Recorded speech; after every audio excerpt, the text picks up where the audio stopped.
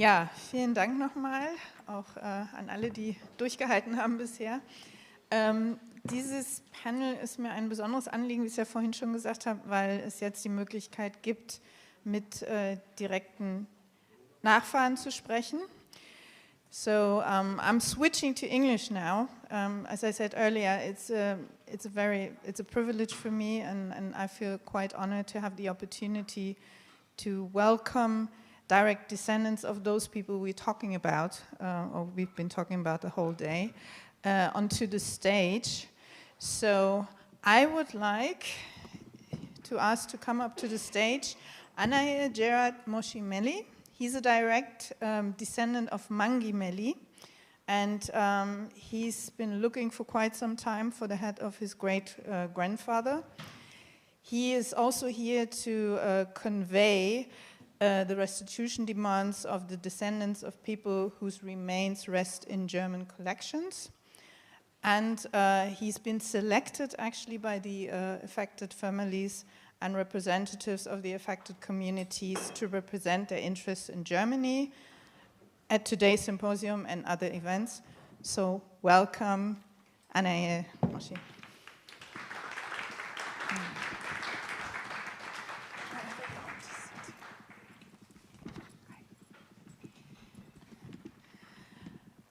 My second guest is Sima Luipert. Where is she? Can I see? Oh, there she is at the back. She's a human rights activist and deputy chair of the Technical Committee on the Nama Genocide under the supervision of the Nama Traditional Leaders Association, NTLA, in Namibia. She's also a direct descendant of a survivor of the Herero and Nama genocide in Namibia. She's been very vocal and critical of the so-called reconciliation agreement with Namibia. Maybe we can talk about this a bit later. And you heard her in a bit earlier. She's also critical of provenience research in general, and she will explain to us why that is. Welcome, Sima Luipert.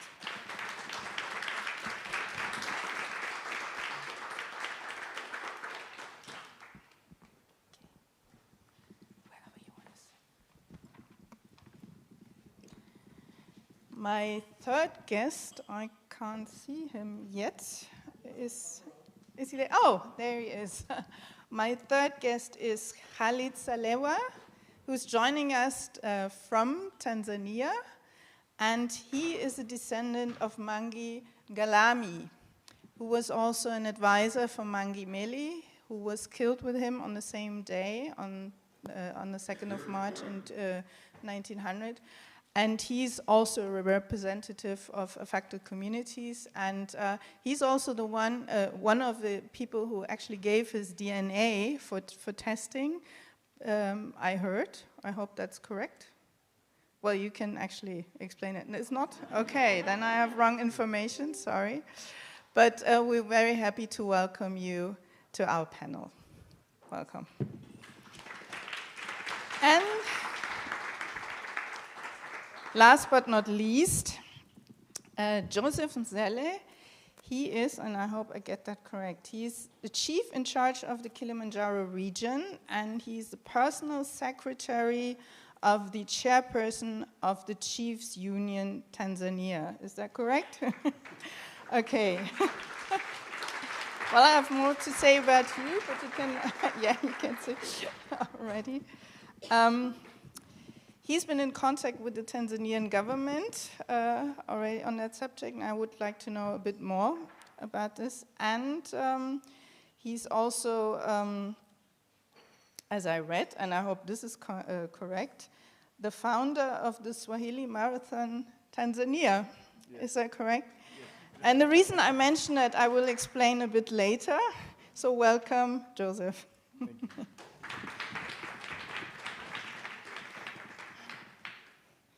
And actually, I would like to start with you because you told me something today about the decoration we have and about this particular plant we see at the back, because it has a special meaning. And I would like for you to share with our audience what that meaning is. Good afternoon, ladies and gentlemen. As it has been said, let me start with this one. My name is Joseph Mselle, as you have explained, the Chief Union Secretary for Kilimanjaro and the personal secretary of the Chief Chairperson of Tanzania. And it's true, I'm the founder of Swahili Marathon in Tanzania. So you are all welcome on June 29 next year for Swahili Marathon. Well, coming back to the tree, this, according to our tradition and culture, it's a peacemaker tree. So, by the way, when I was coming here, the chiefs in Kilimanjaro were about to give me this tree. And you know what? If I could come with this tree, there's no way you'll reject to give us the descendant, the skulls and all other objects. There will be no reasons. According to the traditions, if somebody make any mistake, and come to you with this tree, you have to forgive him forever. So this is the meaning. And that's why we are calling it is the peacemaker tree. But again, you see there's the issue of land. If somebody plant this at the boundary of the land, you don't have to go beyond where this tree was planted. If you do that, you will see the consequence. So, with regard to the repatriations, allow me to submit to you the greetings from the chairman of Chief Union in Kilimanjaro, Chief Frankie Mariale. He knows that I'm here, and his greetings is accompanied with the needs. When I was sharing with him, and Mr. Mboro is there, he's really insist that the chiefs in Kilimanjaro, their real need to see these objects, human remains, are returning back to their families and for the burial. The same, I was talking to the chairperson of Chief Union in Tanzania, Madam Tony Caesar Sangalali. She knows that I'm here, and her greetings is, she is praying. Normally the women like to pray.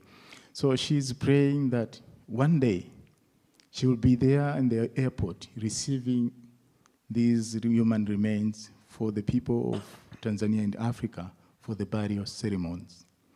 And she told me she will be there at the airport to be the first one to receive the feedback of the outcome of this meeting. Please help me by the time when I'll be going back. I'll go back with good news. I think you'll do that. Well, we'll come back in a minute, but I want to give the other participants also an opportunity to speak.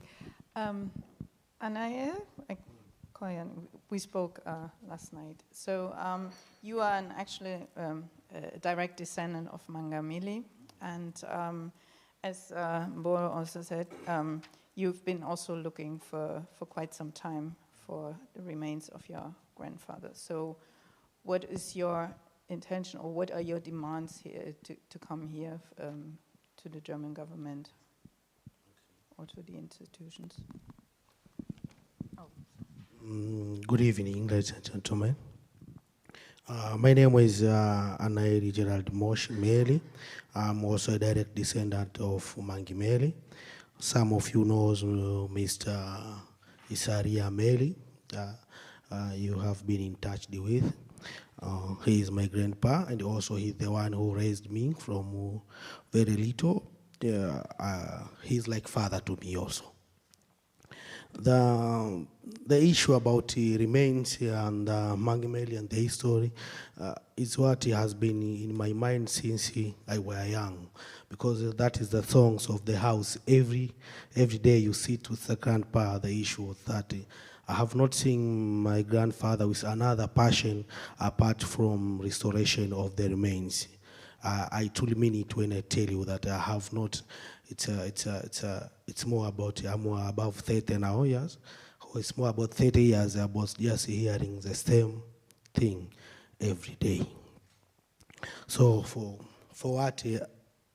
now, I have to say, I think for the restoration, we thank you very much so far for where we have taken these things. And I also like to thank the Germany in general for, even if you have things and they are ours, but if they are still existing till today, I thank you very much, because I remember that at the time my grandfather wrote a letter to the German ambassador in Tanzania, and what he replied that those things you are talking about, they do not exist anymore. They were destroyed during the First and Second World War, so it's not impossible to be found then. But because the struggle didn't end there, people there keep struggling, they keep searching. I think so. The volunteers come to Tanzania, like Mr. Conrad and others. They keep him moving forward, and still now we are here. And there is the good news that you can see there is a real evidence of a DNA that there is existence. And as we move on, there is a belongings there. So I thank the authorities also for keeping them in existence till today, because they could be thrown somewhere and could not be found, and we could not be sitting here today. So I thank you very much for that. So for the issue about restoration, on how they speak and what I could say, some of the families and what my grandpa now is speaking, still the day before before I left to come here, I was with him. He told me that the restoration, and all of you know that there are things that have been found up to now, the belongings of Mangi Meli, and also the heads of other chiefs, and that the heads of that Akida. If there is a possibility, it could be bring back to their homes now, while we are still continuing with the searching of others, it would be much better. Until because and why we are doing this, many of the people who were searching for their belongings, especially for my grandpa, he's now too old. So at least he could see some of the belongings coming home before he passed out. That is what he told me. He told them if there are some of the belongings could go home before he passed out, it will be much better. At least it could reduce the load that he has been carrying since that time. And also, we have to know this. When you are still keeping our ancestors here, they are still living in a colonial area. They are still living in a colonial era. If you give them back, you are freeing them. You are letting them free. We could say that Tanzania have got independence, but I can tell you that they are not independent because they are still locked down there. As Mr. Mboro said, they are still in a basement. If you can release them on time, as long as we have found them, let them go home. I think you can understand that. Let them go home. And also about for the Romanian belongings, I could tell you something also. When you see a sphere and you say that this was a sphere of Mangi Meli, it's not just a sphere as you can see. That thing has a lot of meaning apart from being a piece of wood with an iron on the top. It's not only that. It is more than just a sphere. It's called a spiritual meaning and a spiritual powerful of being held by a leader. So all the belongings you see, they are not just in fact an art of work. They have a meaningful, which is very important to the society. Example, I'll tell you a little example. There is the ring I see Mrs. Isabella sent me a list of belongings. There was also a ring there. That ring I saw, I was discussing with my grandpa a very long time since I was young. The ring like this, it was his, and I showed him the picture. So it's exactly the same ring. I know we use this for some of the traditional beliefs, like when a woman has get married and he's not conceiving, we use this, and within a short period she must conceive. So when you look at it, you can see it as if it's just a piece of art, but in our culture, it is very meaningful and it is very useful. So if you can bring that back, and that knowledge is also fading away, because some of the things are still here. I can say that some of the very important history and most of the history, you are still holding it here. So if there is the way you can take it by, we can take it back, it will be nice and it will be good. I would like, can I stop you for a second? Because I want to give others, we come back to you, of course. But I'd like to use this opportunity to actually come to Mr. Salewa, because you were talking about your grandfathers, but those of other leaders as well. Mm-hmm. So I'm switching to you, Mr. Salewa. Would you like to add something to what Anael just said?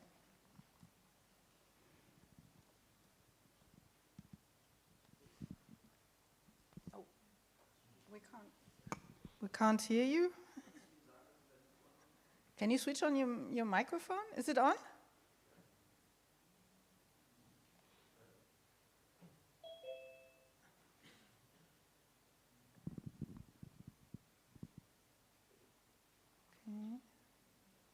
Still trying.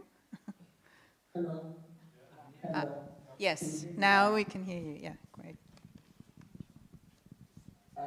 Sorry, the host had to unmute me.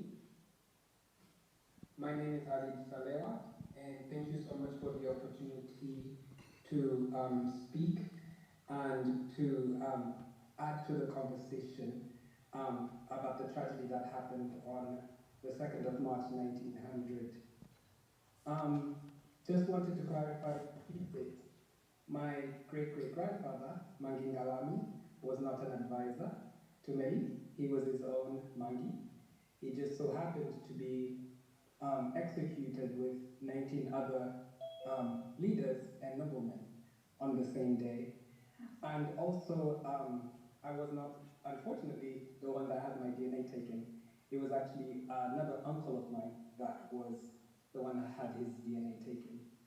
I'm very happy to be part of this conversation, and I welcome any questions that folks might have for myself and for the representation of my own family.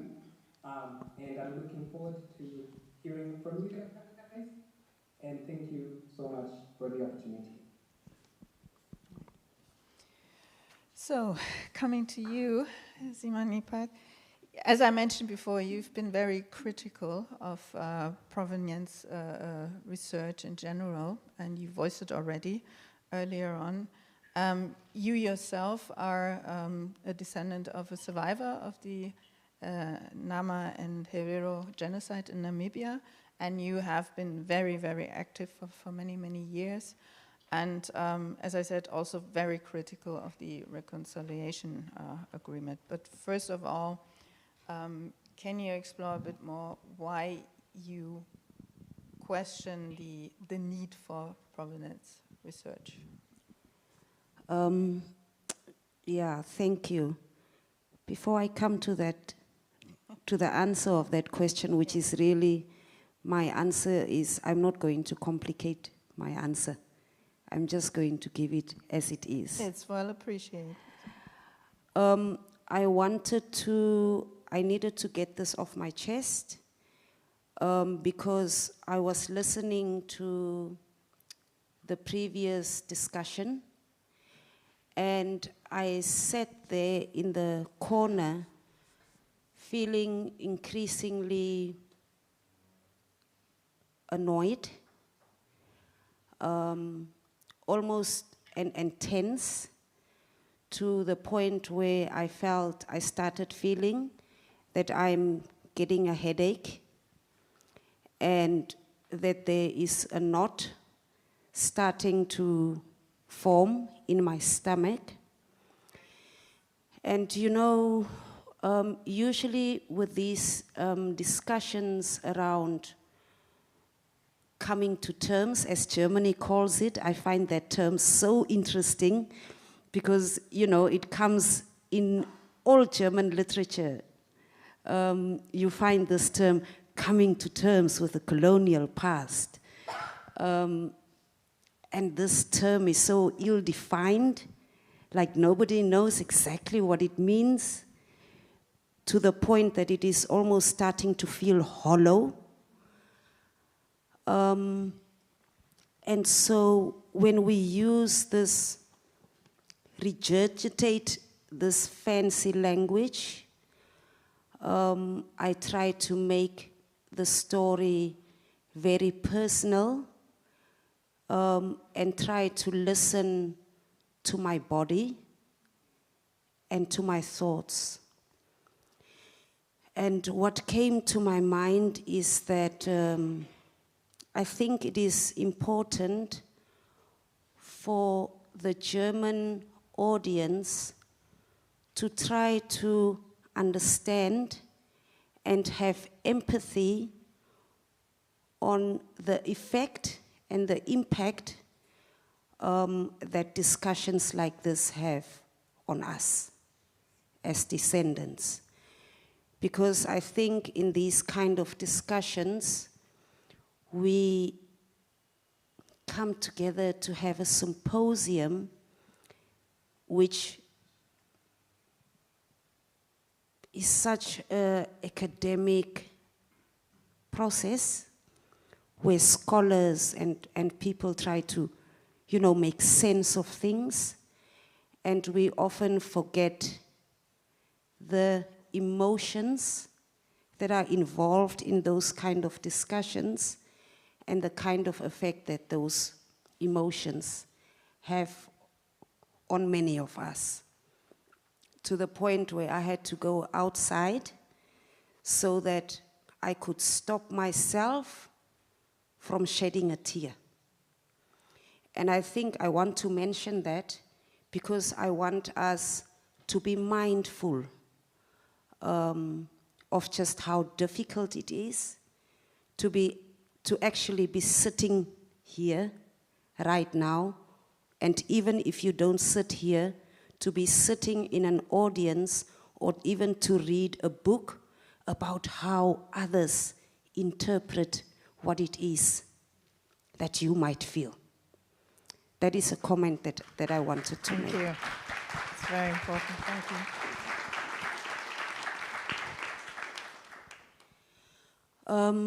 The other question was on provenance research. My answer is, for what? These human remains, these ancestral bones, these human beings were killed, murdered within a certain context, a context that was violent.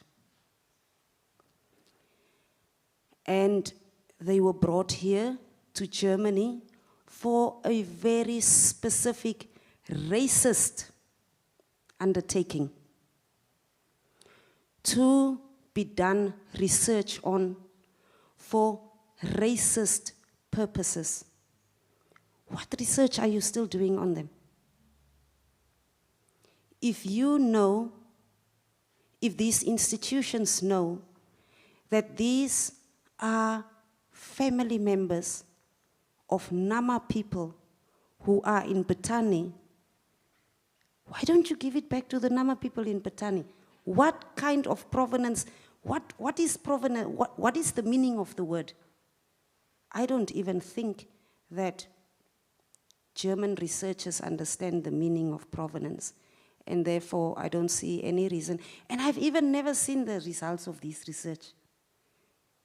These institutions are forever. It's now more than 100 years that research is being done, and nobody has even seen the findings of this research, yet money is being given to do research. So I seriously I don't know why people want to be so fancy all the time. Just give us back our family members. That's it.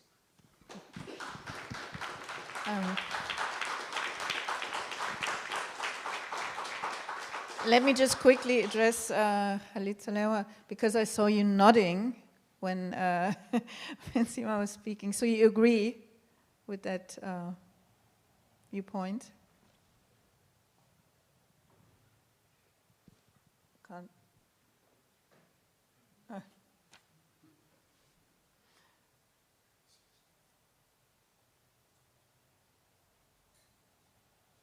Absolutely agree with the point that was made by the lady. It is absolutely, it's actually it's very emotional for a lot of us, and it is something that we can't be abstract when we talk about it. It is something that affects us deeply. It is something that has affected our family for generations now. I can reiterate what Anael said about how he grew up, and his father and his grandfather talked about Mangi Meli. Same thing in our family. We always talked about, and we haven't forgotten.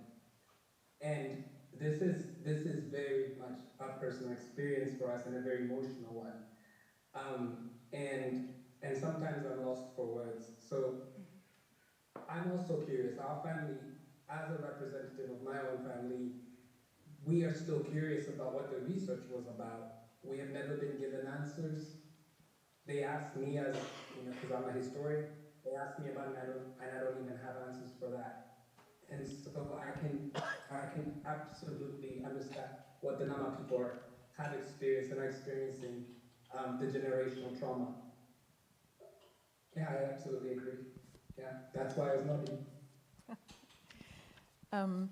Yeah, and I also find it very important. I'd like to stress again how grateful we actually are that you are sitting here and actually finding words to talk to the audience. So I know it's not easy, and we should be considerate of that.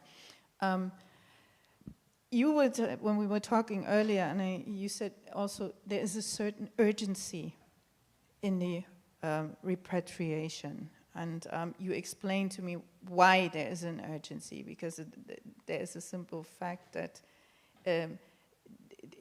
it should be, repatriation should happen very, very quickly. Can you still explain again why that is? Why there is the urgency? Yeah. Okay. My point there, I was saying that as long as we have these findings of the remains together with the belongings, we know, and we are sure that this belong to this, and this also belong to Mangi Meli. This is Molelia. This is Kiwelu. I would think that they should be brought back now, because there are two things. Most of our elders who were fighting for this, they are too old for now. They are too old. So some of them, it's not good to predict someone's life, but as a normal human being, you know that this man has not have many days to live. So if at least they could see this while we are still going, because this is not the issue that will be end tomorrow. While we are still going on, don't let ourselves to go on burying many people who are going to the grave with the griefs in their heart. If we can reduce that, and also there is the issue of natural calamities that Mr. Mboro was talking that, and what also my grandpa told that those things they are about to come more, because now that you have discovered, now that you have known, and also there are sisters, to our belief that anything that was created by God, it never dies. So our ancestors, they are still living. And they also know that now that you have known and you have identified that our heads are somewhere, and also I know that my belongings are somewhere, why don't you bring them back? They could have been forgiving us for some times because there was not enough knowledge, there was not enough people, there was not enough support. But what excuse could you give to your ancestors now? Because now they have seen you have announced everywhere, and we believe that our ancestors, they are moving around, they are with us everywhere, they are with us here. So what excuse could you keep on giving them that I could not bring your belongings, I could not bring your heads home for all cultural processes? What excuse there more while they are still there? So if these things could be done, and let it be. And adding to that point, I was also like to say that you have to separate these things. There are people who are doing this issue as part of their profession. Do you know it? So you might be doing it as part of your profession, because it's part of your life, and that is what you have been studying, where you are specializing. But this is their family, and this is their life. This is their dream days and night. I think if there is a possibility for what we have found for now, let them go home. And we can continue as how we were being doing, because for this DNA result, for those two they have been found, it has given a light. And also my friend say earlier that if we take a procedure to take some, we could know what were the logistics, where do the logistics of taking them from German to home, where there is a problem. It could give a light on what should we do on the others. Thank you.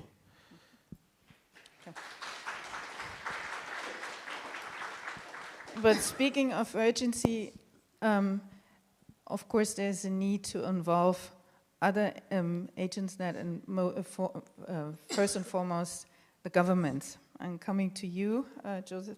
Do you have a microphone? Or maybe you can, yeah. That's what you've been doing. You told me you went to the Tanzanian government and asked them actually as you were part of the delegation that addressed the Tanzanian government to formulate official restitution claims in 2022, last year. So can you tell us a bit more about that? Okay. I think I should have two things to share with you. Number one is the needs that was submitted to the President of Tanzania during the Kilimanjaro traditional festival. This was 21st January 2021. So the chief union in Kilimanjaro, on behalf of the other chiefs in Tanzania, submitted to the President of Tanzania the request for the returning of these human remains from all over the world. And on reply, the President asks the ministers responsible to act on it. And from our part, the chief union in Kilimanjaro, in collaboration with the post-colonial, we started having a meeting and writing some letters to the government. We had a meeting with the district council requesting the place to settle this item if to return even today. So the district council agreed, and they were shared with us the two places, historical places, which can be used to settle these human remains and all other objects at any time when they are to be returned. Again, we had a meeting with the regional commissioner, and again the minister responsible for cultural arts and sports. And I should share with you that during that meeting, we were with Mr. Mboro and Mr. Konradi, and we submit the letter to. The minister asked to provide the report of what we know regarding all these human remains availability in different areas in Europe, and particularly in Germany. We did the same. And last month, we resubmit another letter reminding the minister regarding our previous letter. They have shared with us, though not officially, but they are working with the other ministers, the foreign minister, to ensure the needs, which was the official request from the government of Tanzania to German government regarding the request for the repatriation of these human remains. I believe the process is going well.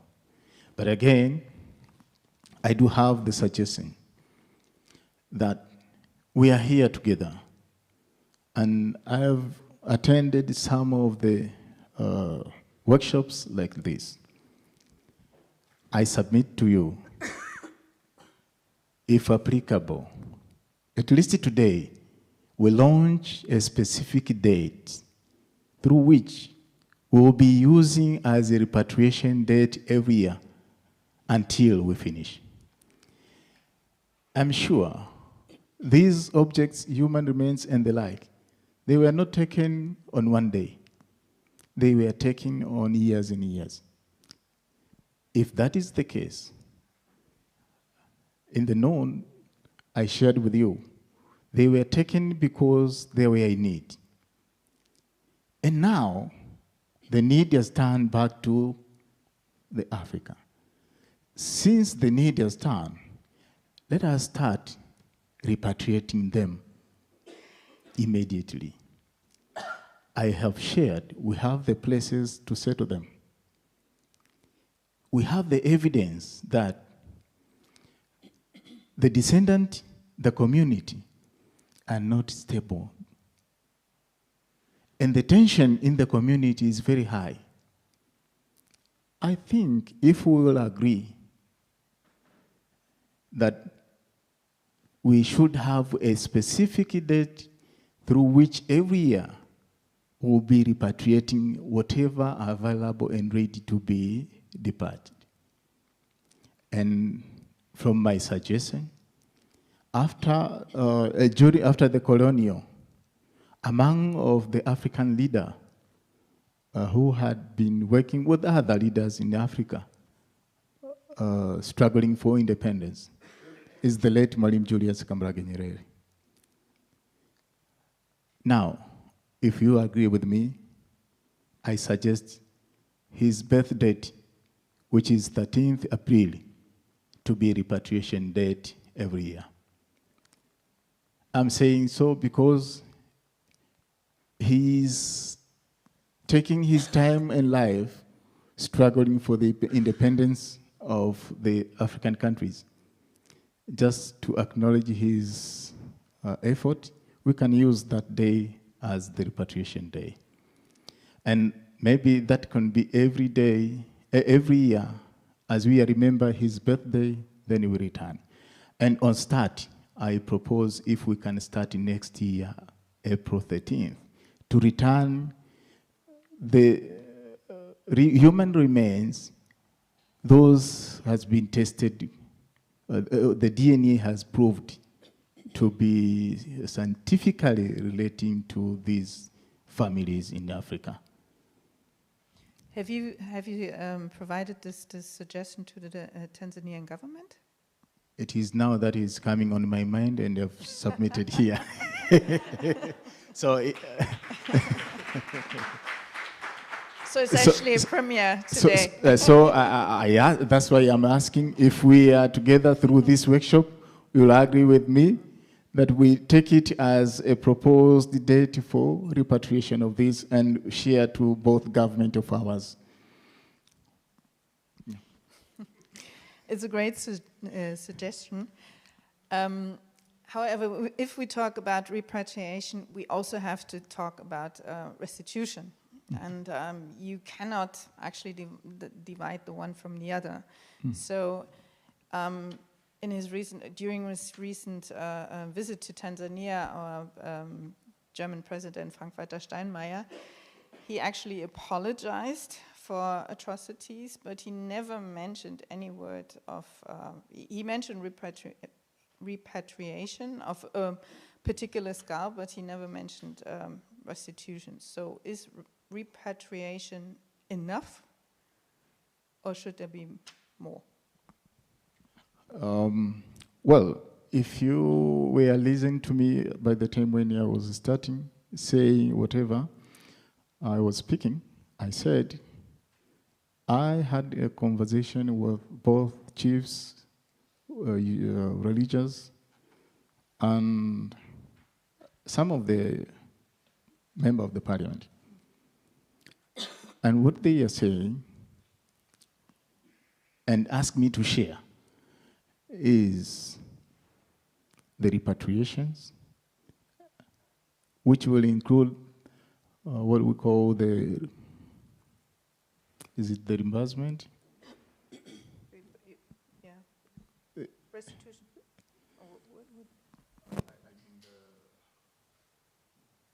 The reimbursement? Yeah. Reparations. So,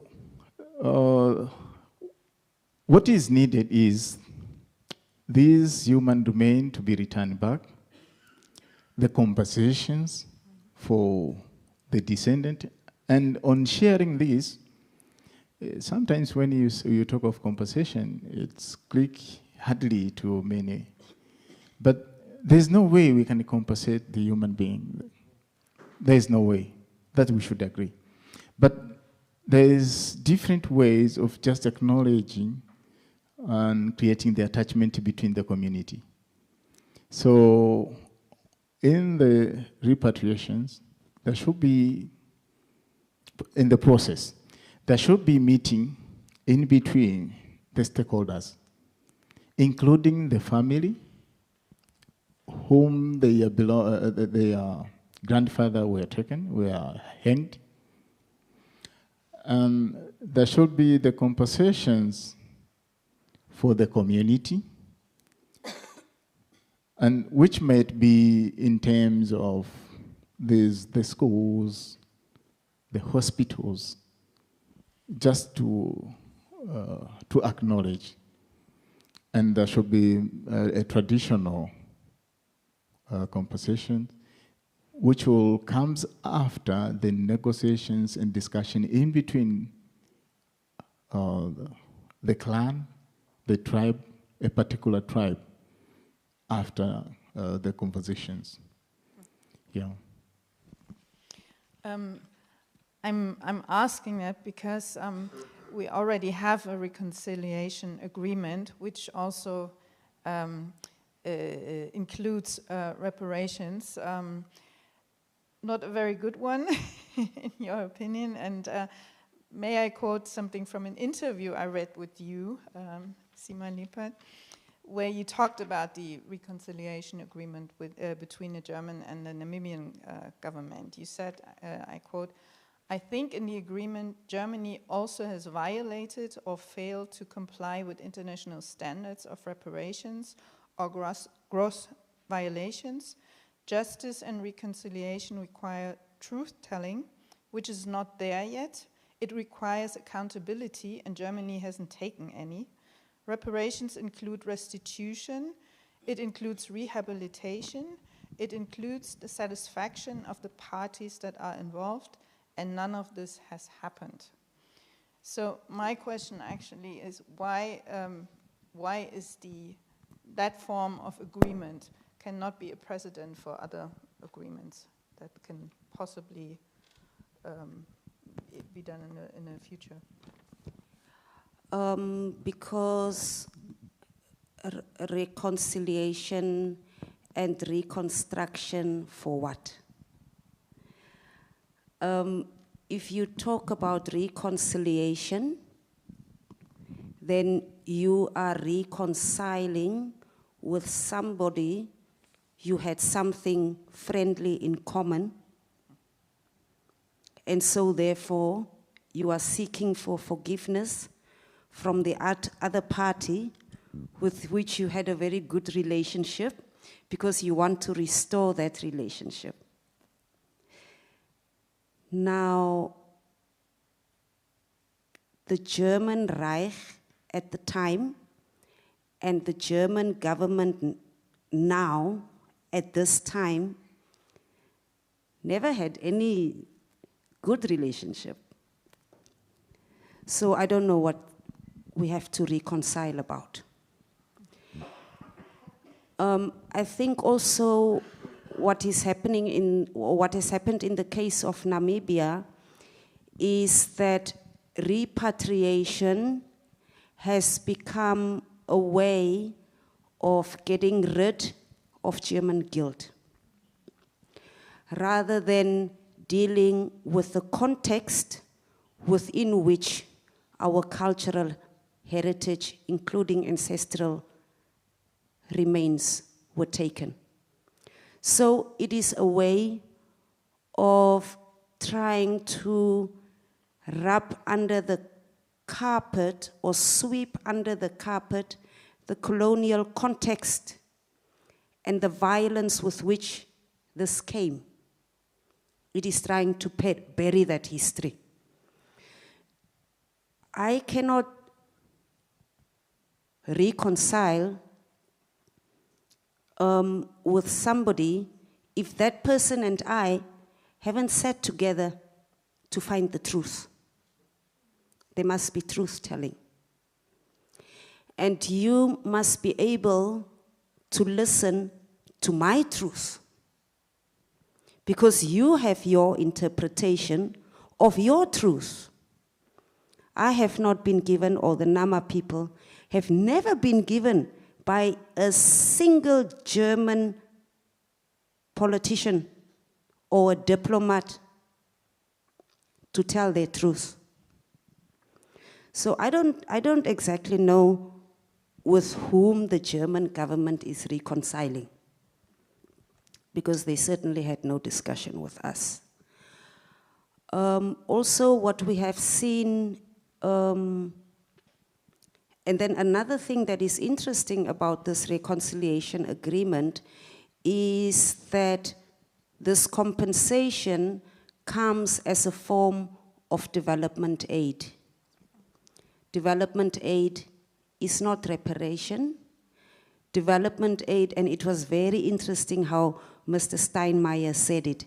He said, this is a gesture of goodwill on the part of the German people to give this money, this 1.1 billion. It is out of our kindness that we are giving you this money, because you don't have bridges and hospitals. So the German people feel so sorry for you that we want to build you bridges.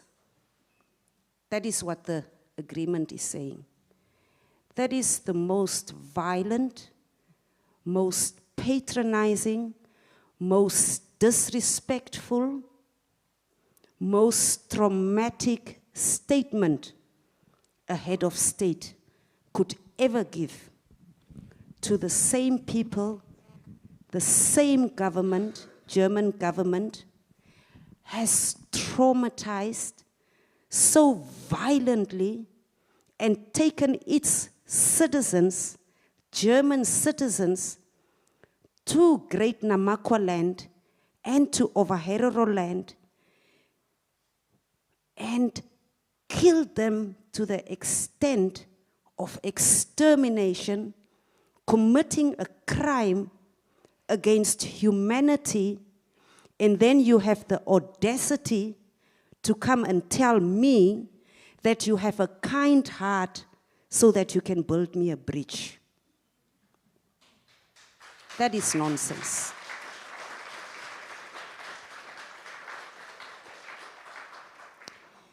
And then you are also saying the Namibian people have accepted that we would like to apologize. You have not admitted that you have committed genocide. Any apology that you would give would be a conditional apology and not a genuine apology. And whatever aid you give is like dangling this carrot in front of these poor Africans so that they can just shut up and we can get on with our lives in Germany. We will never accept something like that. A crime was committed, our land was taken, our belongings are in Germany. Our land continues to be in the hands of the settlers which Germany put in Namibia, while our people were being killed in concentration camps here inside Germany. It is the same German government that was passing ordinances to take our land with a stroke of an imperial pen. Today, the descendants of those settlers that were taken from Germany to Namibia are the heirs. They have inherited everything that we have lost violently. You are not addressing that, and yet you are talking about reconciliation and reconstruction. How can you? It's like a child, and I always make this analogy. A child has been raped. The two parents, the parents of the child, sit together with the perpetrator and they decide what should happen to this child without this child having any say. Just as Germany did not see those against whom they committed the crime as human beings worthy of life, they still today do not see the descendants as human beings worthy of even the ear of a single German politician. That is not genuine, and it has got nothing to do with coming to terms with the colonial past. Nothing at all.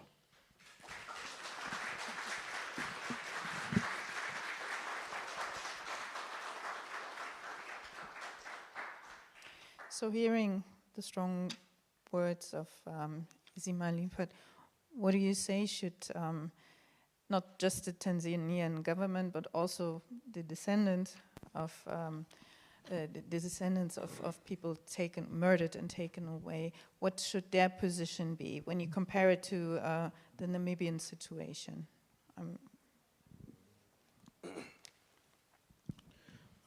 You are asking me what the position of the descendant? Yeah, in terms of reconciliation, as we said, reconciliation cannot happen if you don't take take the other side seriously, and if you treat them as children, you had said, and if you don't take into consideration all basically the damage you have done and take responsibility. Of course, I'm incited with her, because if you have not come to public and admitted what you have done and what you have. You can hear. Okay. If you have not come to public and said, I admit this was not good, this is very bad to peoples. If you have not come to public and admit, there is no need for asking for forgiveness. There is no need for apology.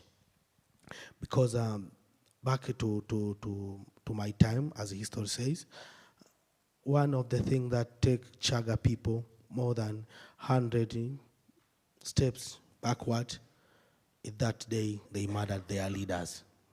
Because in history says, and what my grandpa says, and the other leaders also says, the day the chiefs were killed, and that day all the people, the elders, and also the babies, sees how the leaders were hanged there. For more than 2 years, Mr. Moro, if you can correct me, they didn't plant anything. they just slaughter their cattle because they say that if our kings are being murdered, there is no need for us to have a cattle. So and after that, those men with musculars who were able, they were taken to go and build the colonial house for starting. So if there is no any political leader from the government come front and admit that we have done this and this and this, and they say that this we were wrong, there is no need for an apology. And that is why I'm saying I'm getting a starter in talking that if this issue could be, I know my government, talking from a government, not other government, if we tell this thing to left it to be done by the government, I'm sure it will take another 50 years for these things to be completed. That's what I can say, and I'm sure if we have a time to play around, let's take this back to 100% to the government and sit back and wait. It will take another 50 years, because it's how the lady has said that you are talking about the rape case, keeping the one who has been raped aside. This will not be right, and it will continue wasting our time. Thank you. So, thank you very much. You wanted to add something? No. I've just been given a sign that we don't have that much time, so I wanted to give the audience the opportunity to ask some questions. So, yeah, let's hear. Any questions in the audience? Where's the microphone? Oh, yeah, there's the microphone.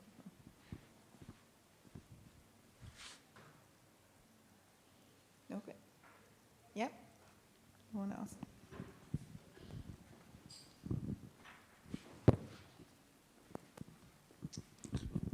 Thank you. Let me stand here.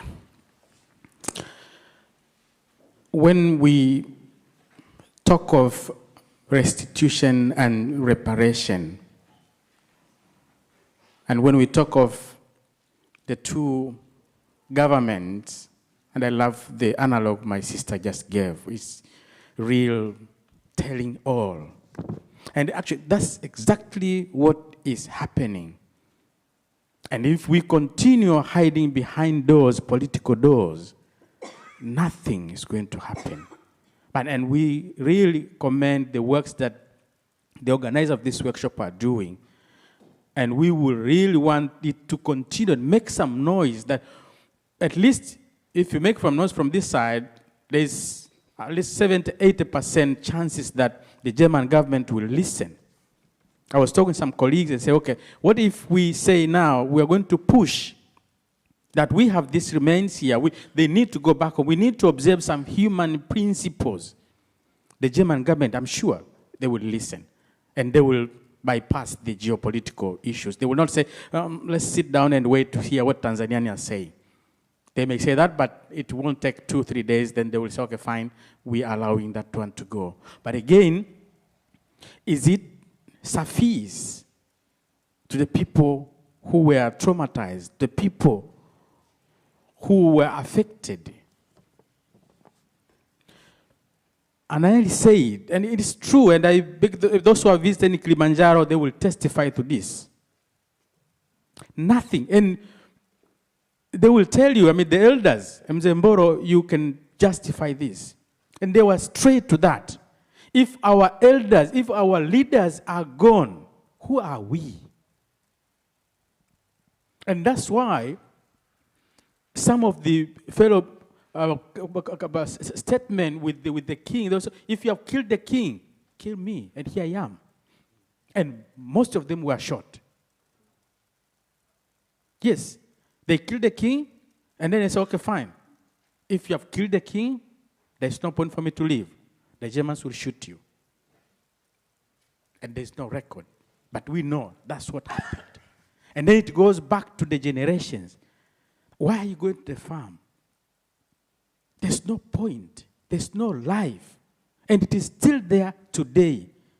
The development of the area is like nothing happened. You can read it on the landscape. How can we erase that? How can we pretend that we don't know what happened? How can a state person or a state person stand and say, we are happy to help you with this and that and that? People that we have been talking to, the community are saying, fine, if there's going to be any assistance, but I don't want to use the word assistance, anything from the government, whether the German government or any other government, but it should be unconditional and it should say clearly, we are doing this because your ancestors were affected by 1, 2, 3, 4. Not because we are so generous to help and give. No. And we can help to make this noise that they should understand and come out clearly and say, we are not giving to you, the Chaga, the Meru, and other communities in Africa because you are poor, you can't build a road. No, not at all.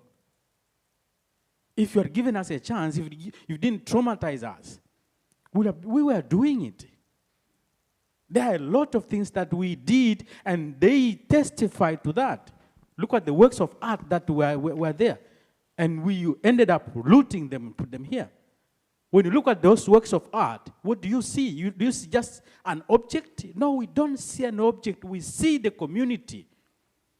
We see the people who thought, who sat down and said, we need to build something beautiful that can speak to our community.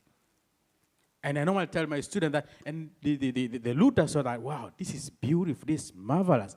It needs to be in Berlin, not here. Seriously? And now we get some status to give it back. No. And we really need to engage the community to understand what exactly do we need. Is it just an apology? If it's an apology, how should that be? We were again talking and say, okay, fine.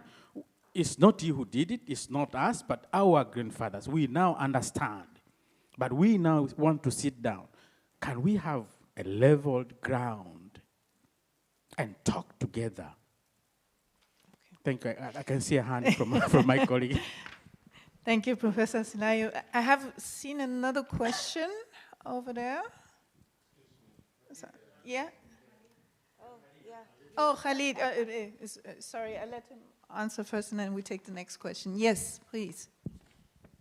I just really wanted to add, as one of the descendants, because I noticed we're also running out of time, is that this is absolutely something that it has been, like Sima has said, it is something that has been created in the context of violence. And as for, I mean, it's unprecedented.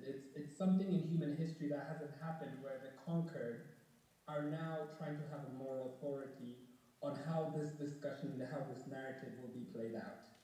And it's a very peculiar place to be, where you're appealing to the morality of, as a person that's been conquered and has witnessed the atrocity and lived the generational trauma and the violence.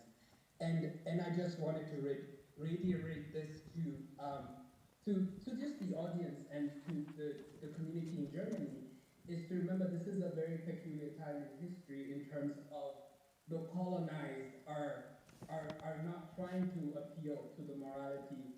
They're standing their ground, and hopefully we can all just uphold that humanity that we ourselves hold ourselves to.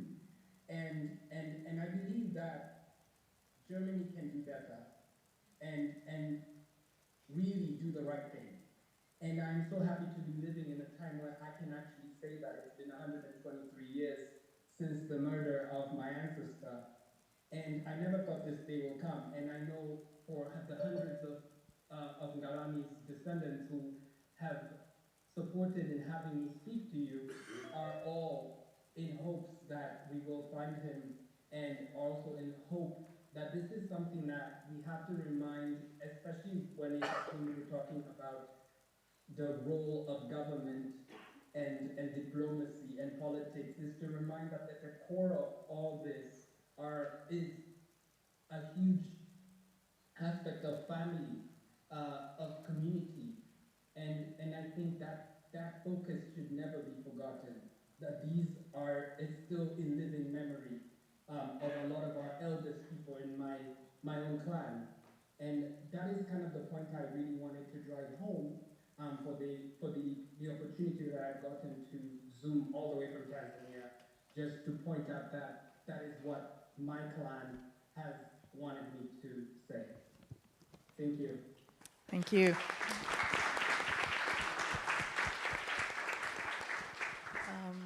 Yes, there was. Yeah, thank you very much. I'd like to thank as well the colonizers and to thank as well all the people who have spoken before. My name is Meri Balemutumbu. I'm also a member of the Pan-African Women's Empowerment Liberation Organization from the Central Council of the African Community, and also one of the descendants of somebody who was murdered as well.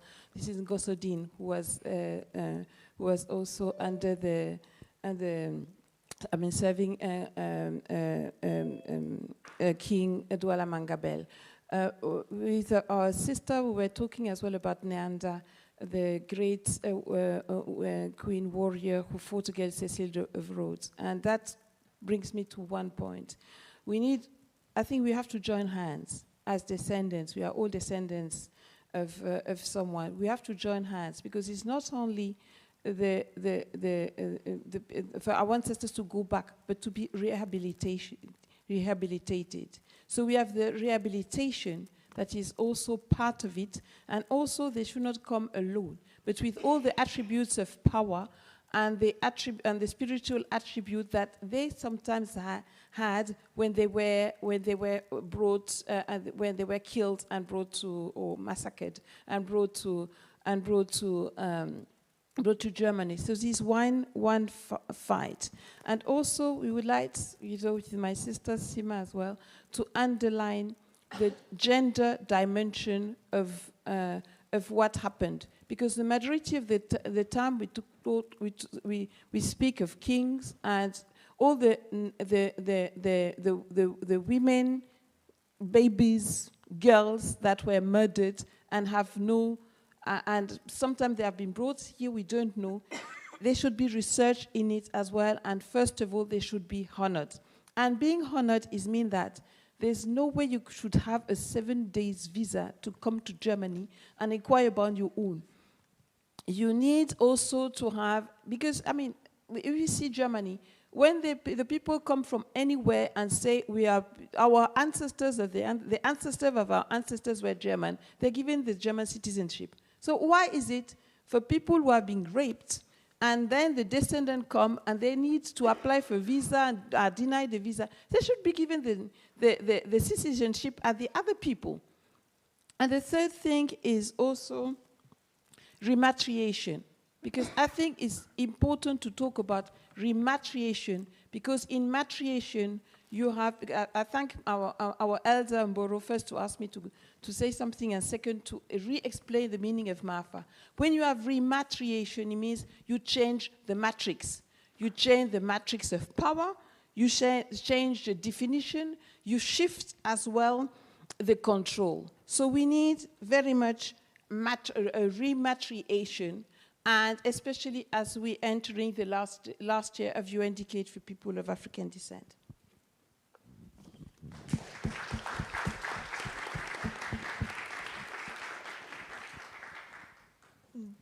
There was one more question? No? Okay. Thank you. As we approach, or I think we are going towards the end of today's gathering, I think that we have been very open and clear with our submissions, following the genuine deliberations of the day. What to be the net effect of our gathering? Will there be a declaration that can be passed on? Or do we just dismiss ourselves and go home, hoping that something will happen? It has been emphasized that if you want to wait for political leadership in Africa, we may have to wait for another century. Because many of the leadership are sponsored anyway by the colonizing agencies. So they'll speak the voices of the master. The people really matter. What has happened in Namibia, Tanzania, Cameroon are not unique. It's all over the place. Many chiefs, at least 40 chiefs and elders, were murdered in cold blood in Ghana, the present-day Ghana, the Adigbo War. Recently, I had 2 young people coming through Ghana doing provenance research. I gave them my advice. Initially, they didn't listen. When they were in the field, they had to call me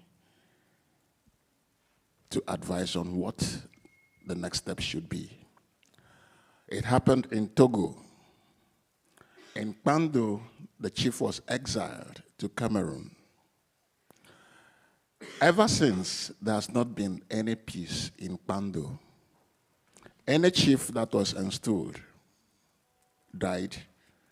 He didn't live on the stool for more than 2 years. And it is believed that it's because the spirit of the forebears have not been pacified. We would like to know what will happen next. How do we move this conversation forward to achieve something concrete so that it's not part of the cosmetic effect that we are talking repatriation and everybody is happy that our voices are being heard? What to be the tangible outcome? We need to work towards that as early as possible. We should not distinguish between the human remains and the objects that were taken alongside, because we don't live in isolation. We live with our objects, many of which are spiritual. That's why we say that they are part of the souls of our communities. You bring back the bodies, bring along the items that were also taken. They are not just works of art. They are entities containing various meanings. We must also matter. Africa matters. Africans also matter. And this meeting is a major step ahead. It is good that Germany today is coming to terms with its colonial past, because we are aware that until recently, German youth didn't know anything about German colonization. They were not permitted to learn about it, and that fact of German history was hidden. And if today it is out there and efforts are being made, we must speed up the process of healing. The damage done to us has also been done to the German and European society. Why should a young man or woman see me in the street just because of my skin color, hate me? It's damage done to the mind, the European mind. So it's not just about Africa, it's about all of us. Yeah, Thank you. Thank you very much for your statement, but I just want to give, thank you very much. I just want to give our panelists the chance to have a last sentence, just quickly explain what do you take from this day's symposium, just in a quick sentence, just let us know what you take away from this day. Whoever wants to start. Well, so number one, the take-home from this meeting, this workshop today, I'm pretty sure that we are going to open a new chapter, that we will start having a specific date for repatriations of this objective from German.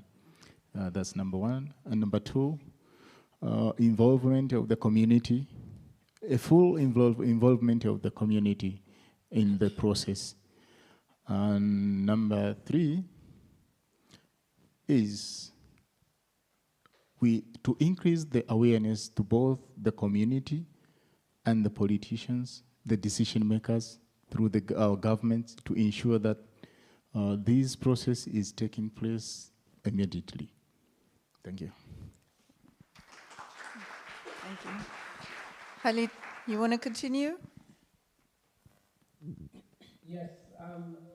What I've gotten out of this this meeting that we've had, this wonderful meeting where we got to share our experiences and stories, is that I'm very happy that I'm sensing the energy that this is central to the families. And like, again, I really wanted to emphasize that this should be centered around the conversation with families, with the people that have been affected. It's not just the 19 families that were murdered on that day, but also many more families, hundreds of thousands of.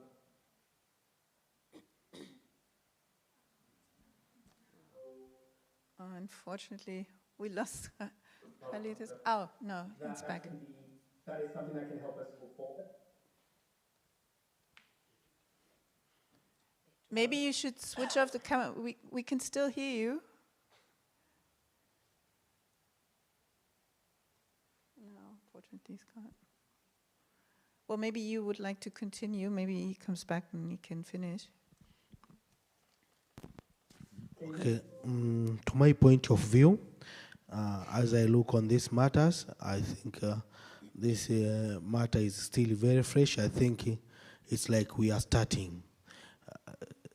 Someone should not feel like we are about to accomplish something. For how people have discussed it, it's like we are starting. So, and also the message I will tell you at home that we have played our part. We have spoken that some might come if we give a push at it, but I will insist in everything that we are doing, it is good to put the people who are passionate and they have passion in this issue. Don't forget that, put that. That is what I have to say. Oh, Khalid is back, so maybe you want to finish? Oh, we can't hear you. Can you switch him on again, please?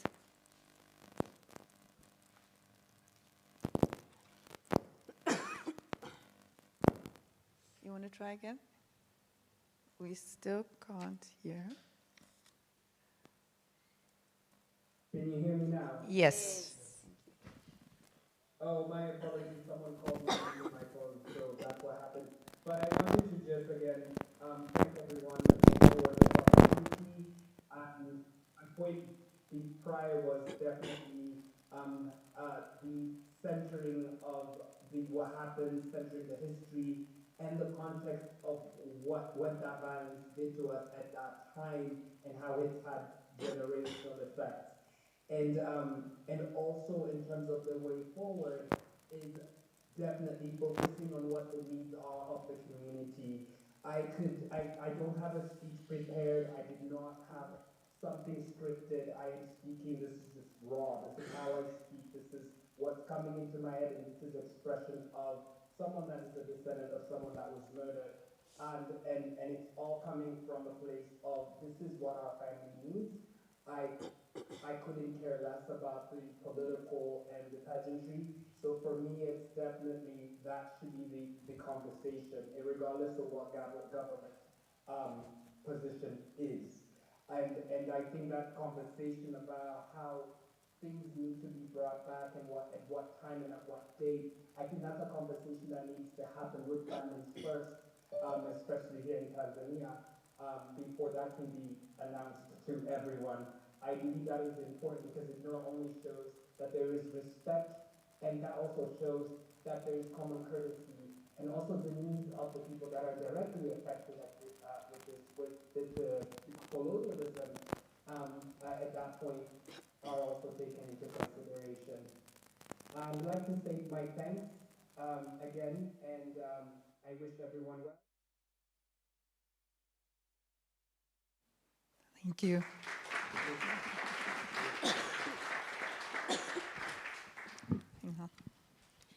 Yeah, for me, I think it's important that we learn from the Namibian case. Namibia has seen quite a bit of repatriation.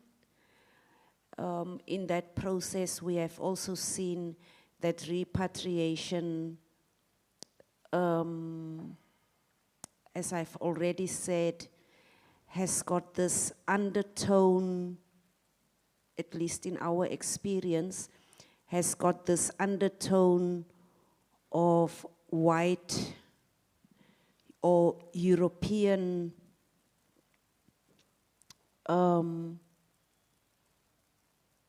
patronizing sort of. One still does not feel that genuineness to truly deal with what has happened.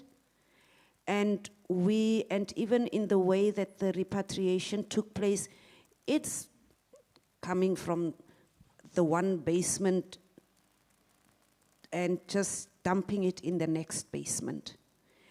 And the basement that is here in Germany is replaced by a basement that is in Namibia. And that is what has happened. The communities whose families were repatriated have never received their families. It's somewhere, we don't even know where, in Namibia. But for the German institutions, they have washed their hands clean. It's no longer their problem. It's the problem of the Namibians. Be careful of this. I would urge. What we have also learned in the Namibian case is that repatriation is more than the return of human remains and artifacts. It is also about the return of stolen heritage. And that stolen heritage was stolen within a context. And that context was colonialism. And the way in which the whole coming to terms with the colonial past is narrated in the official circles is not about dealing with the past at all. It is about sweeping the past under the rug and looking as if something is being done when actually nothing has been done to repair anything. And so it is this pretentious, I'm sorry to say it, but it is this pretentious political and diplomatic lip service to soothe European egos and use this to continue extracting from the African continent. And so what we have also seen now is we've had this grand agreement, and then comes green hydrogen. To do what? To extract. And to extract, repatriation should be understood within the movement of restorative justice and the role that Africa plays in relation to Europe.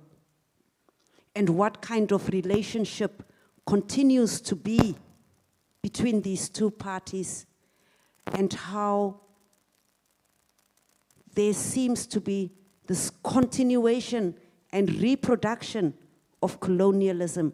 Let us look at it within that bigger context, and how there is this reproduction of a certain kind of global political system that is sugar-coated with some nice deeds from Europe to make it look as if Germany, and not only Germany, but the entire Europe, is being so nice to these useless Africans. Be careful about that.